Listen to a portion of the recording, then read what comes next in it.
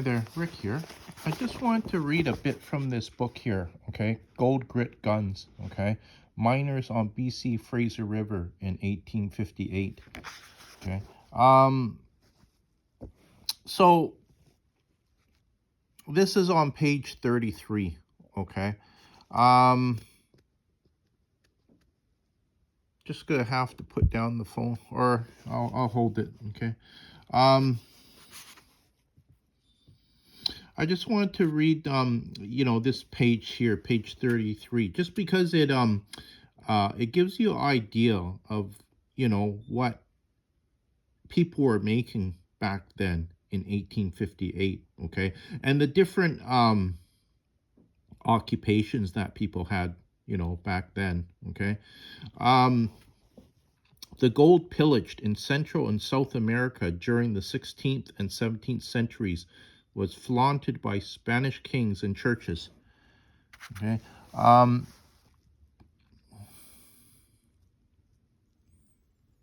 All of that changed in the middle of the 19th century when California Australian discoveries suddenly put golden dreams within reach of ordinary men.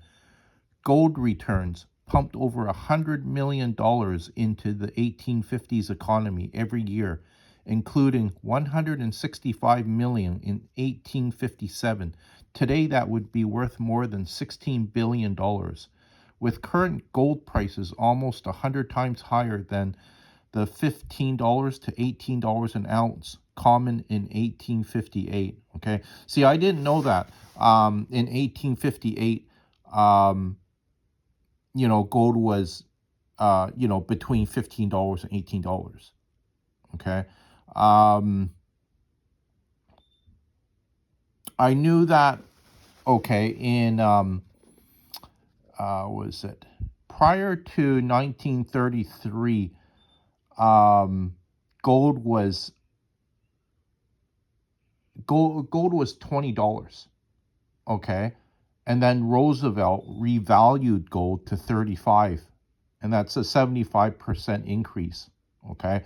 I knew that gold was a lot cheaper, okay, 50 years ago, okay, from 1933. So that would put that um about 1880.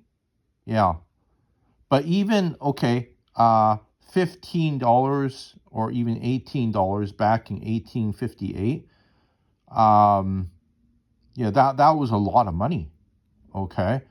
Um, it was probably like having at least a few $100s in your pocket, okay? Okay, I'll continue with the reading here. Okay, imagine the incentive of those figures offered in the 1850s. Shoemaker from Ohio, who for 20 years had never earned over $1 per day, or around $300 per year. Most North Americans then worked 10 to 12 hours a day, 6 days a week. As Henry Thoreau wrote in 1854, the mass of men led lives of quiet desperation. The average worker had no time to be anything but a machine. Why should they begin digging their graves as soon as they are born? Wealth came to a very small number. A few are riding, but the rest are run over. Wages in San Francisco were higher than most North America during the 1858, but so were the expenses. Apprentices and unskilled cartmen earned $2 to $3 a day, while bricklayers, carpenters, jewelers, and shipsmiths earned between $5 and $8. Between $600 and $2,400 annually if they were lucky enough to work for 300 days. Monthly wages between $35 and $75, $420 to $900 annually were made by bricklayers, lumbermen, and mill sawyers.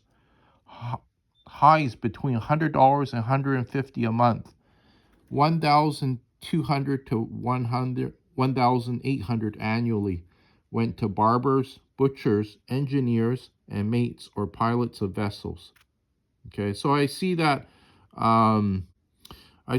barbers, butchers, engineers, and mates or pilots of vessels, okay, they they earned a good wage, okay, for that time period, okay, between 1,200 to 1,800 annually, okay. Atlantic coast wages were lower, and Canadian ones even less. At Kingston in Canada, West Ontario, from 1867, blacksmiths and carpenters earned from $1.25 to $2.20 daily. Farmhands took in $16 per month with board, or $200 to $250 per season without board.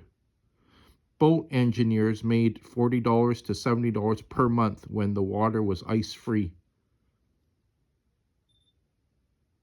Okay, I see that boat engineers, they didn't make a bad wage, actually, okay? Dream of wealth from gold lured such men from home. Okay, so,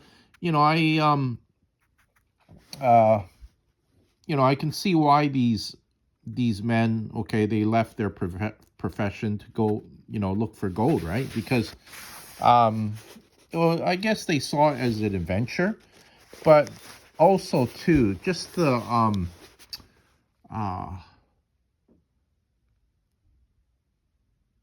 opportunity to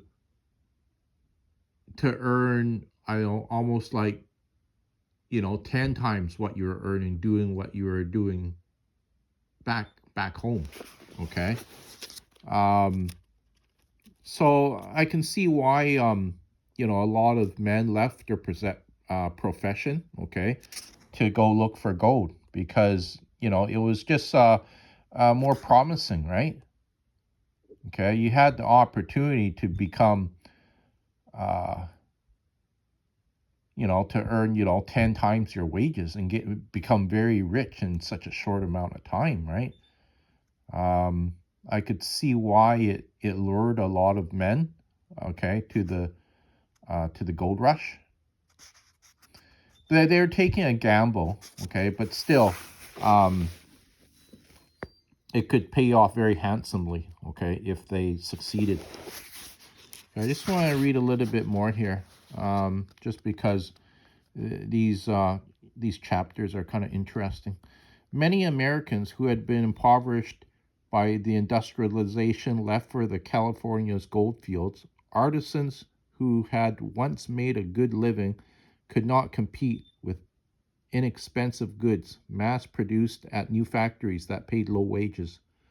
Sons of farmers whose land was too small to subdivide faced bleak options. Worldwide famine and political unrest drove thousands from home. Many left Ireland, okay, where 1 million people died in potato famines between 1845 and 1852. After European revolutions were crushed in 1848, thousands fled from France, Germany, and Hungary. The poor in China were reeling from famine, farms that could not sustain growing families, and with wars with European powers from 1839 to 1860.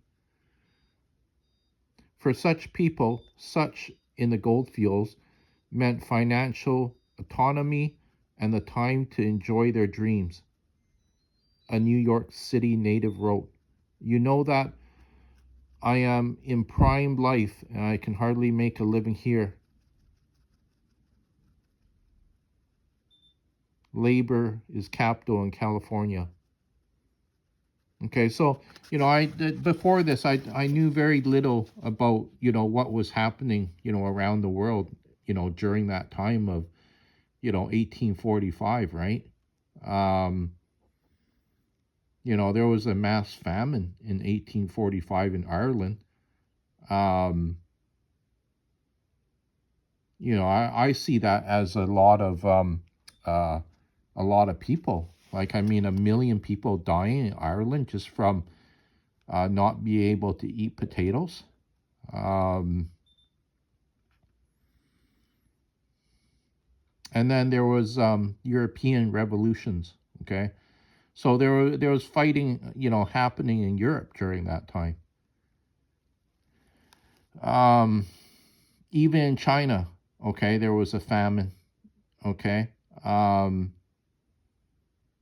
think people had very big families back then too, and when your family is growing, quite large, and um, there's nothing to eat, right?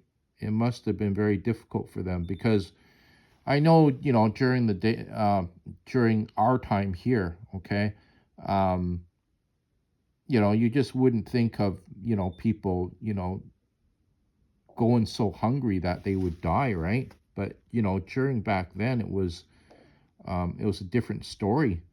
Um, it was very difficult just to put food on the table, and people are dying because of it. Just continue reading here a little bit more. During the early 1850s, supply of new bullion seemed endless. California banks eagerly extended credit for leveraged business investments, real estate, luxury goods. When prices fell in the mid 1850s, borrowers could not repay their loans. Financial institutions suddenly discovered that they did not have enough cash on hand for daily transactions. 200 San Francisco businesses bankruptcies in 1855. Most of the city's banks that year, toppled most of the city banks that year. The 1857 failure of Ohio Bank led to the worldwide collapse. In the United States and what is now Ontario and Quebec, 5,123 businesses failed, representing 299,801,000 of losses. Wow, that's a lot. Okay, so I know that the older people, okay, um, from older generations, um, they don't really trust. They never really trust the bank, even when they got older. Okay, and I heard that. Okay, they um,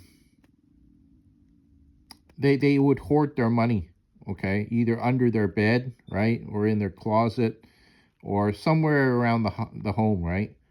Um, because okay, imagine that. You're growing up in your lifetime, and then you see your local bank fail, and then you had money in there and you lost all your money because the bank failed, right?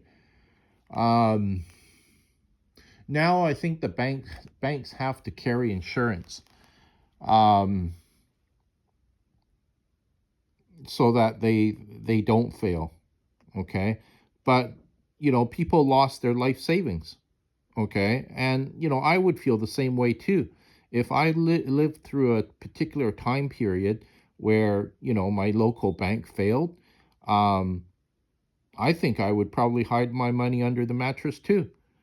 Okay, because I just wouldn't trust the banks. I would think that um they're going to run into financial difficulty again, and I'm going to lose my money. Okay. Um, so, this is another amazing thing that, um, I find uh, reading this too. Okay. Um, During the 1850s, okay, when 5,123 businesses failed, okay, um, that represented what? $299,801,000. Wow, that you have to remember in 1850, that was a lot of money back then. Okay, um, So I'll just read a little bit more here, okay? Recovery was painfully slow and typically jobless. Wealthy men in Canada lost around a third of their wealth. In in Ga- in Gata, in Gatanoki, retired tycoon John McLeod was worth $3,695 in 1856, but only $2,176 in 1860. Okay, so John McDonald, okay, they have an L right here. I guess it represents the currency. It represents a different type of currency, but I don't recognize that that symbol to give you an explanation of what type of currency that is. I think it's some sort of British currency because John McDonald was he was from Britain somewhere. Okay. And you know, if you had what 3,695, it says L. You know, that was considered a lot of money. Okay. His hair. So you know that was, I guess, the person after him. Okay. I think his son. Okay. Because yeah, that's what's meant by here, the hair. You know, the person, you know, coming after you. Okay. It's usually your son or daughter. Okay. William Stone McLeod. Okay. So I guess, you know, that was his son. Okay. William Stone McLeod. Okay. Dropped in wealth from 7,550 in 1856 to 7,000 to 5,770 in 1861.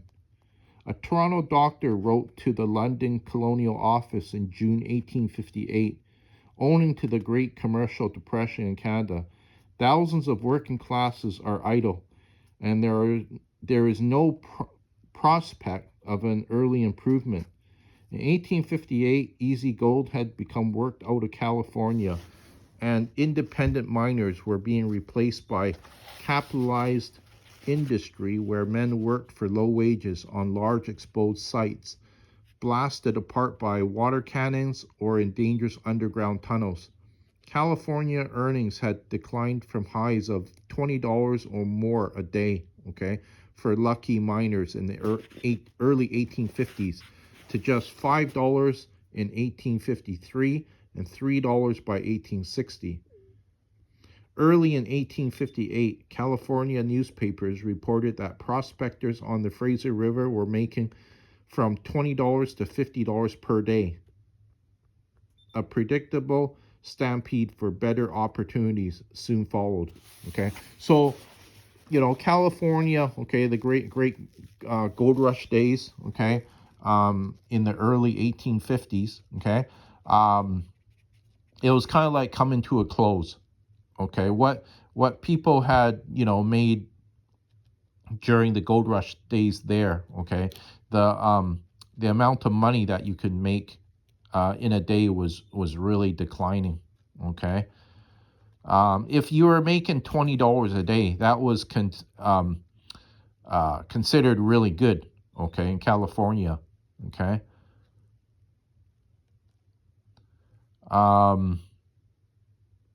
Okay, their high was okay $20. Okay. Um,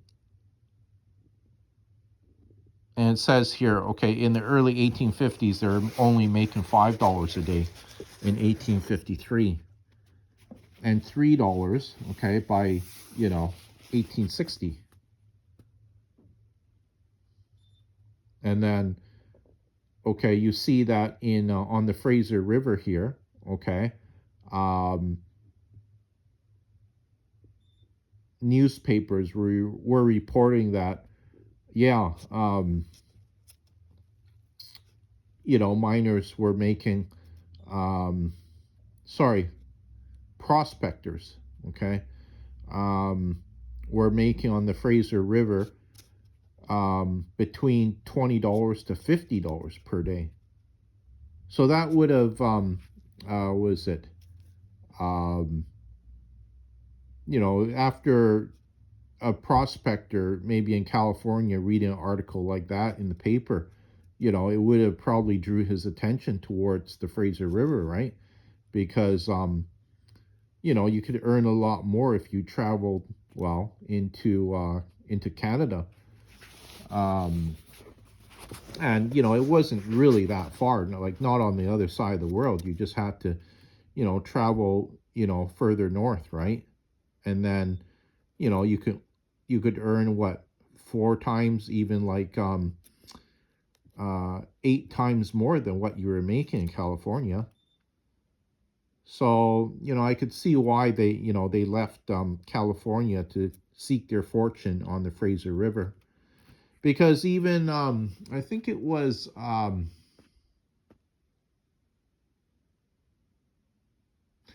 was going to say that, I think this was between 1920 to 1930. I heard that there was, I could be wrong with the year, okay? But there were prospectors making as much as making up to like $1 million back then, okay? And,